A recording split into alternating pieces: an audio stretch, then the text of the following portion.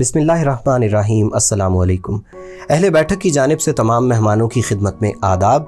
आज हम आपको जनाब ग़ुलाम अब्बास का मशहूर तरीन अफसाना ओवरकोट सुनाएंगे। आज के वीडियो की दिलचस्प बात यह है कि इसके दौरान में किसी मकाम पर आपको वो दिलचस्प वाक़या भी सुनाया जाएगा जिससे मुतासिर होकर ग़ुलाम अब्बास ने ये शाहकार अफसाना तहरीर किया था।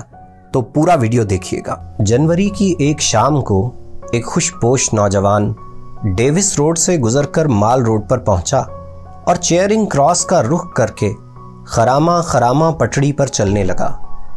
यह नौजवान अपनी तराश खराश से खासा फैशनेबल मालूम होता था।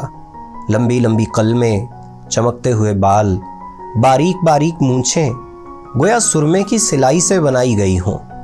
बादामी रंग का गरम ओवरकोट पहने हुए जिसके काज में शरबती रंग के गुलाब का एक अध खिला फूल अटका हुआ था। सर पर सब्ज फेल्ट हैट एक खास अंदाज से टेढ़ी रखी हुई थी।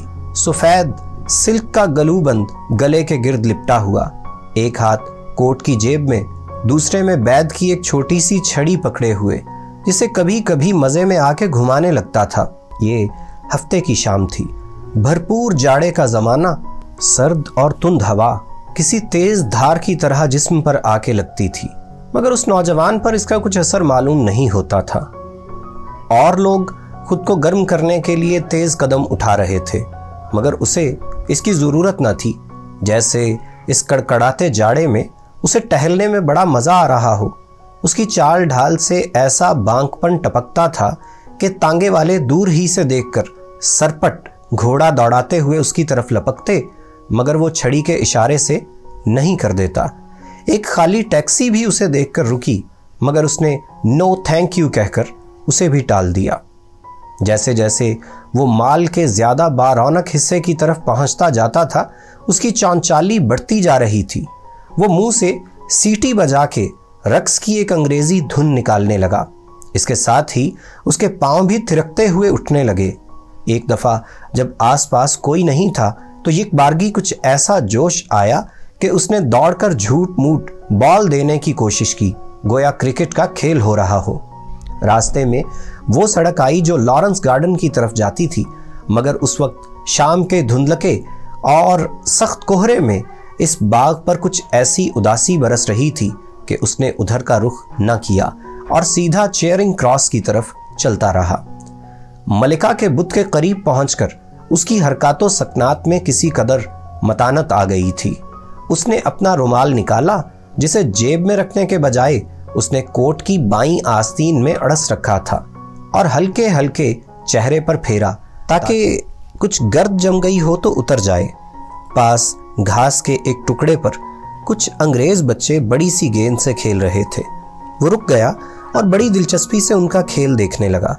बच्चे कुछ देर तक तो उसकी परवाह किए बगैर खेल में मसरूफ रहे, मगर जब वो बराबर तके ही चला गया तो वो रफ्ता रफ्ता शर्माने से लगे और फिर अचानक गेंद संभालकर हंसते हुए एक दूसरे के पीछे भागते हुए घास के उस टुकड़े ही से चले गए।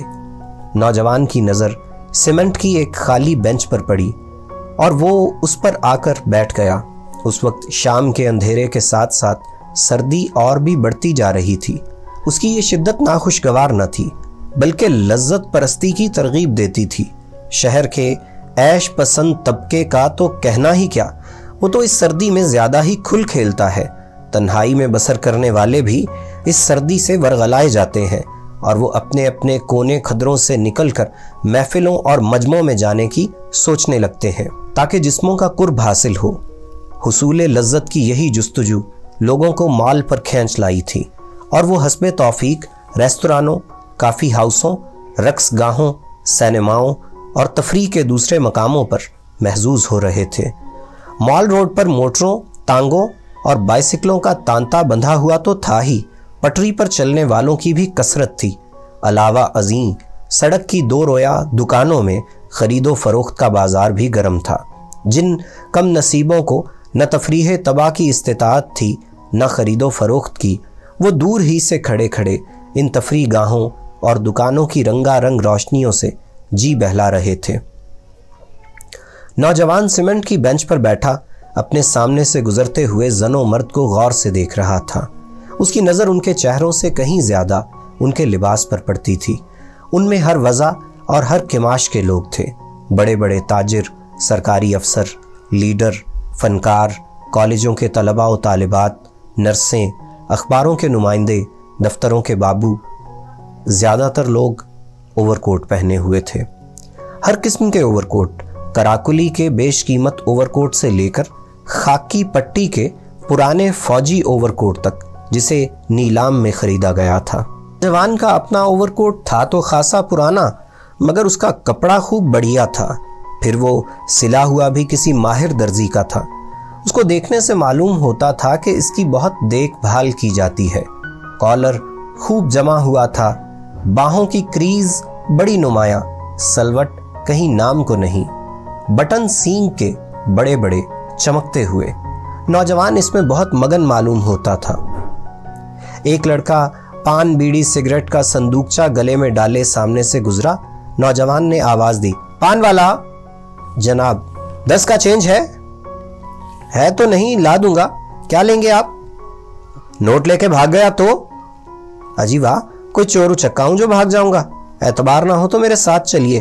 لیں گے کیا آپ؟ نہیں، ہم خود چینج لائے گا۔ لو یہ 51 نکل آئی، ایک سگریٹ دے دو اور چلے جاؤ۔ لڑکے کے جانے کے بعد وہ مزے سے سگریٹ کے کش لگانے لگا۔ وہ ویسے ہی بہت خوش نظر آتا تھا۔ سگریٹ کے دھوئیں نے اس پر سرور کی کیفیت طاری کر دی۔ ایک چھوٹی سی سفید رنگ کی بلی سردی میں ٹھٹری ہوئی بینچ کے نیچے اس کے قدموں میں آ کر میاؤں میاؤں کرنے لگی۔ اس نے پچکارا تو اچھل کر بینچ پر آ چڑھی۔ اس نے پیار سے اس کی پیٹھ پر ہاتھ پھیرا اور کہا، پور لٹل سول۔ اس کے بعد وہ بینچ سے اٹھ کھڑا ہوا اور سڑک کو پار کر کے اس طرف چلا جدھر سینما کی رنگ برنگی روشنیاں جھلملا رہی تھیں۔ تماشا شروع ہو چکا تھا۔ برآمدے میں بھیڑ نہ تھی، صرف چند لوگ تھے جو آنے والی فلم کی تصویروں کا جائزہ لے رہے تھے۔ یہ تصویریں چھوٹے بڑے کئی بورڈوں پر چسپاں تھیں، ان میں کہانی کے چیدہ مناظر دکھائے گئے تھے۔ 3 نوجوان اینگلو انڈین لڑکیاں ان تصویروں کو ذوق و شوق سے دیکھ رہی تھیں، ایک خاص شان استغنا کے ساتھ، مگر صنف نازک کا پورا احترام ملحوظ رکھتے ہوئے۔ وہ بھی ان کے ساتھ مگر مناسب فاصلے سے ان تصویروں کو دیکھتا رہا۔ لڑکیاں آپس میں ہنسی مذاق کی باتیں بھی کرتی جاتی تھیں اور فلم پر رائے زنی بھی۔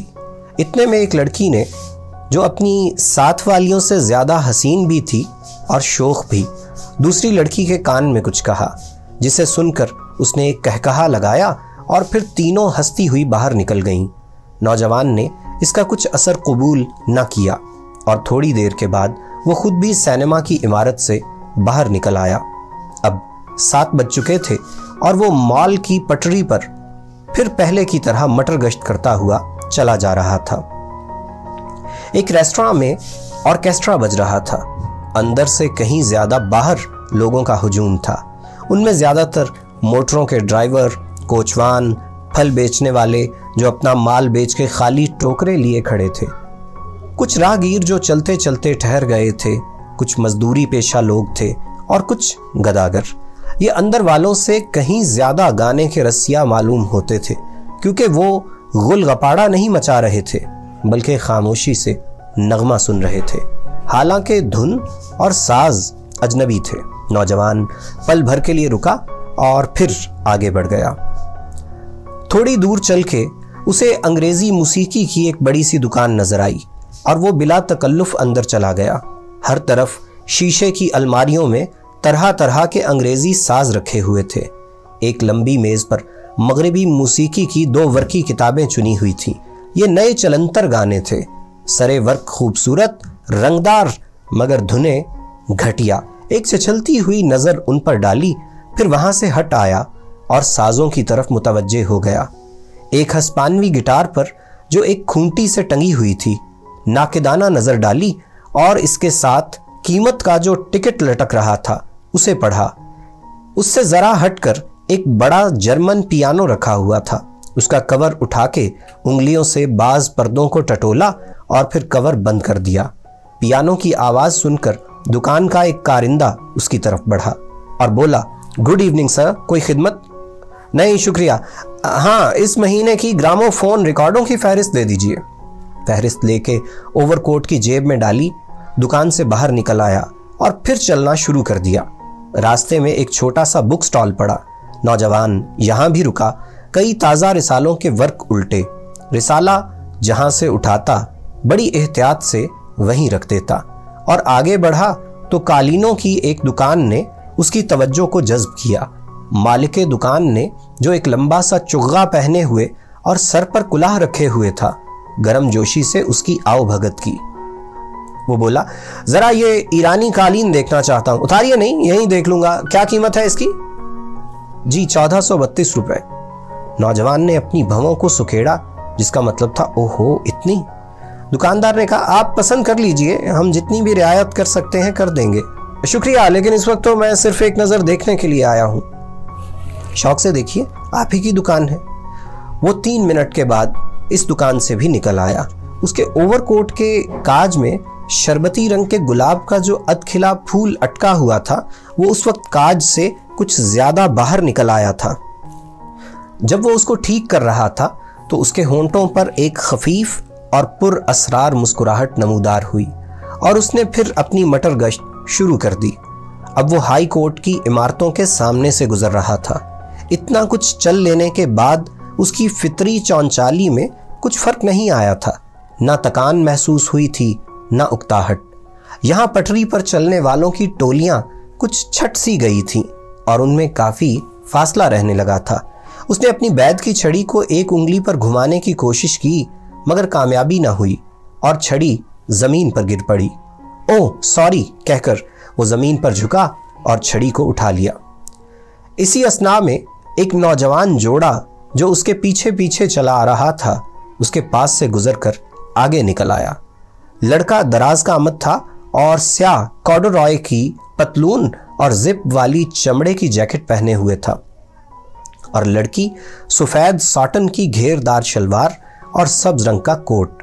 वो भारी भरकम सी थी।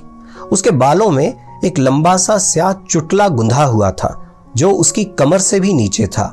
लड़की के चलने से उस चुटले का फुंदना उछलता कूदता पै दर पै उसके फरबा जिस्म से टकराता था। नौजवान के लिए, जो अब उनके पीछे पीछे आ रहा था, ये नज़ारा खासा जाज़िबे नज़र था। वो जोड़ा कुछ देर तक तो खामोश चलता रहा। उसके बाद लड़के ने कुछ कहा, जिसके जवाब में लड़की अचानक चमक कर बोली, हरगिज नहीं, हरगिज नहीं, हरगिज नहीं। सुनो, मेरा कहना मानो, लड़के ने नसीहत के अंदाज में कहा। डॉक्टर मेरा दोस्त है, किसी को कानो कान खबर नहीं होगी। नहीं नहीं नहीं, मैं कहता हूं तुम्हें जरा तकलीफ नहीं होगी। लड़की ने कुछ जवाब ना दिया। तुम्हारे बाप को कितना रंज होगा, जरा उनकी इज्जत का भी तो ख्याल करो। चुप रहो वरना मैं पागल हो जाऊंगी। नौजवान ने शाम से अब तक अपनी मटर गश्त के दौरान में जितनी इंसानी शक्लें देखी थीं, उनमें से किसी ने भी उसकी तवज्जो को अपनी तरफ मुनत्तिफ नहीं किया था। फिल हकीकत उनमें कोई जाज़िबियत थी ही नहीं, या फिर वो अपने हाल में ऐसा मस्त था कि किसी दूसरे से उसे सरोकार ही न था। मगर इस दिलचस्प जोड़े ने, जिसमें किसी अफसाने के किरदारों की सी अदा थी, जैसे एक बारगी उसके दिल को मोह लिया था और उसे हद दर्जा मुश्ताक बना दिया कि वो उनकी और भी बातें सुने और हो सके तो करीब से उनकी शक्लें भी देख ले। उस वक्त वो तीनों बड़े डाक खाने के चौराहे के पास पहुंच गए थे। लड़का और लड़की पल भर को रुके और फिर सड़क पार करके मैकलियोड रोड पर चल पड़े। नौजवान माल रोड ही पर ठहरा रहा।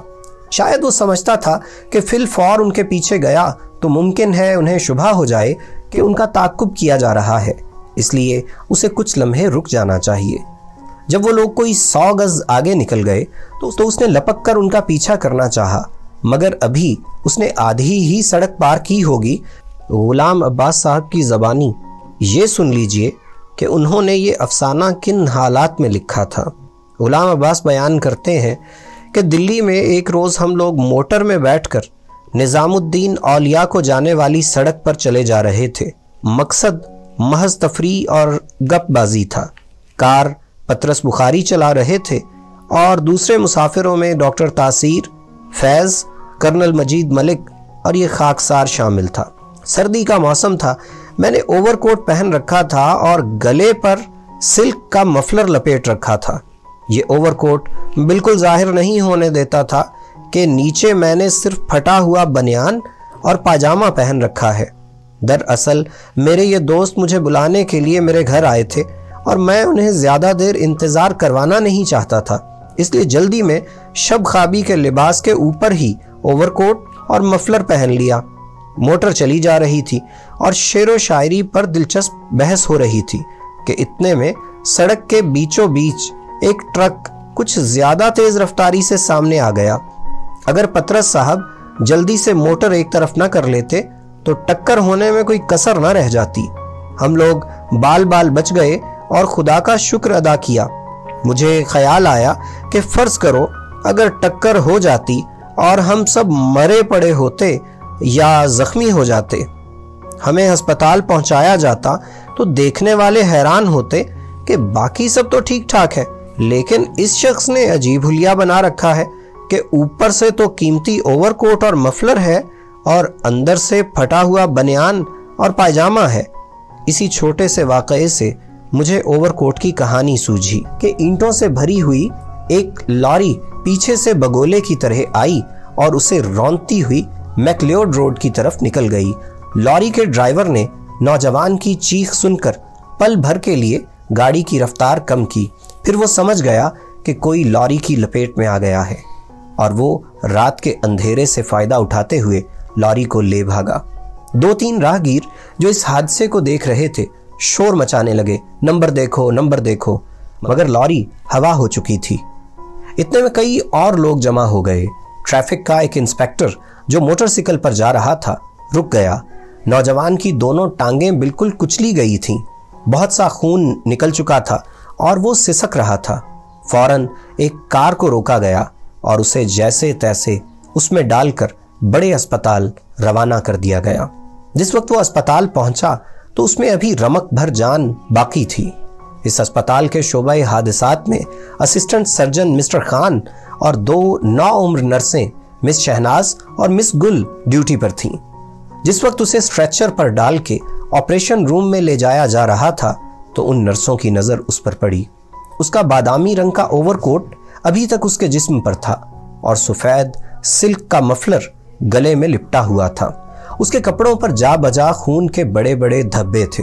किसी ने अजरहे दर्दमंदी उसकी सब्ज फेल्ट हैट उठा के उसके सीने पर रखती थी ताकि कोई उड़ा ना ले जाए।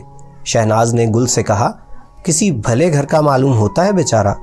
गुल दबी आवाज में बोली, खूब बनठन के निकला था बेचारा हफ्ते की शाम मनाने। ड्राइवर पकड़ा गया या नहीं? नहीं, भाग गया। कितने अफसोस की बात है। ऑपरेशन रूम में असिस्टेंट सर्जन और नर्सें चेहरों पर जर्राही के निकाब चढ़ाए जिन्होंने उनकी आंखों से नीचे के सारे हिस्से को छुपा रखा था, उसकी देखभाल में मसरूफ थे। उसे संगे मरमर की मेज पर लिटा दिया गया। उसने सर में जो तेज खुशबूदार तेल डाल रखा था उसकी कुछ महक अभी तक बाकी थी। पट्टियां अभी तक जमी हुई थीं। हादसे से उसकी दोनों टांगें तो टूट चुकी थीं, मगर सर की मांग नहीं बिगड़ने पाई थी। अब उसके कपड़े उतारे जा रहे थे। सबसे पहले सफेद सिल्क का गलूबंद उसके गले से उतारा गया। अचानक नर्स शहनाज और गुल ने बैक वक्त एक दूसरे की तरफ देखा। इससे ज्यादा वो कर भी क्या सकती थी। चेहरे जो दिली कैफियत का आईना होते हैं जर्राही के निकाब तले छुपे हुए थे और जबानें बंद। नौजवान के गलूबंद के नीचे नेकटाई और कॉलर तो क्या, सरे से कमीज ही नहीं थी। ओवरकोट उतारा गया तो नीचे से एक बोसीदा ऊनी स्वेटर निकला जिसमें जा बजा बड़े बड़े सुराख थे।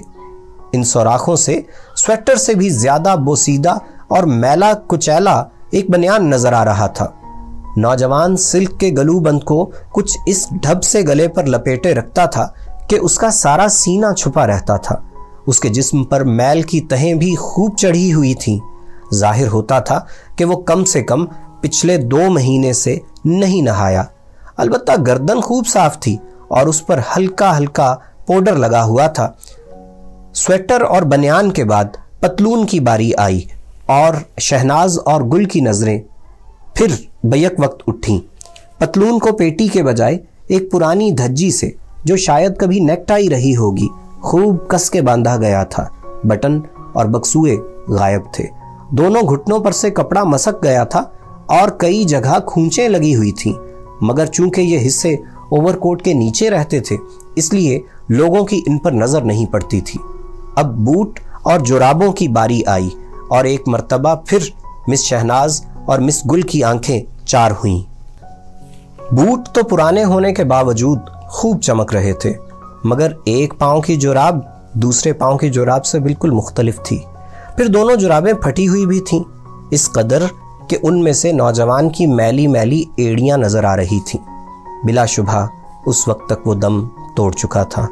उसका जिस्म संगे मरमर की मेज पर बेजान पड़ा था। उसका चेहरा जो पहले छत की समत था, कपड़े उतारने में दीवार की तरफ मुड़ गया।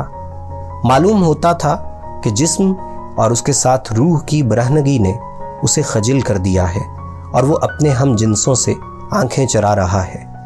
उसके ओवरकोट की मुख्तलिफ जेबों से जो चीज़ें बरामद हुईं वो ये थीं: एक छोटी सी स्याह कंघी, एक रुमाल, 6.5 आने, एक बुझा हुआ आधा सिगरेट, एक छोटी सी डायरी जिसमें नाम और पते लिखे हुए थे, नए ग्रामोफोन रिकॉर्डों की एक माहाना फहरिस्त और कुछ इश्तिहार जो मटर गश्त के दौरान में इश्तिहार बांटने वालों ने उसके हाथ में थमा दिए थे और उसने उन्हें ओवरकोट की जेब में डाल दिया था।